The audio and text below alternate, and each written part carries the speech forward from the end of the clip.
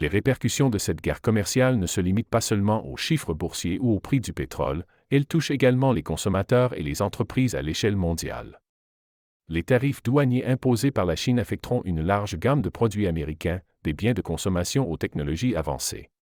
Les entreprises américaines qui exportent vers la Chine, notamment dans les secteurs de l'automobile, de l'électronique et des biens de consommation, se retrouvent en première ligne. Certaines d'entre elles pourraient se voir forcées d'augmenter leurs prix pour compenser les frais supplémentaires, ce qui pourrait à son tour provoquer une hausse des coûts pour les consommateurs, tant en Chine qu'aux États-Unis.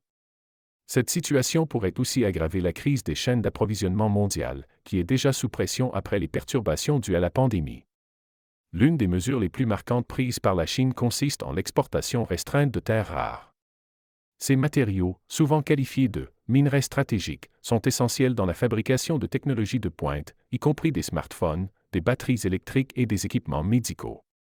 La Chine, en tant que principal fournisseur de ces matériaux, détient un pouvoir de négociation énorme. En limitant leur exportation, elle pourrait contraindre les États-Unis à repenser leur stratégie en matière de production de technologies avancées et de dépendance vis-à-vis des ressources étrangères. Le recours de la Chine à l'Organisation mondiale du commerce, OMC, ajoute une autre dimension à cette guerre commerciale. L'OMC a pour mission de garantir que les échanges mondiaux respectent un cadre réglementaire équitable. Cependant, les procédures légales au sein de l'OMC sont longues et complexes. De plus, les États-Unis pourraient exercer des pressions sur l'organisation, compliquant encore le règlement de ce conflit. L'issue de cette bataille juridique pourrait avoir des effets à long terme sur la structure du commerce mondial, redéfinissant potentiellement les relations commerciales entre les grandes puissances économiques.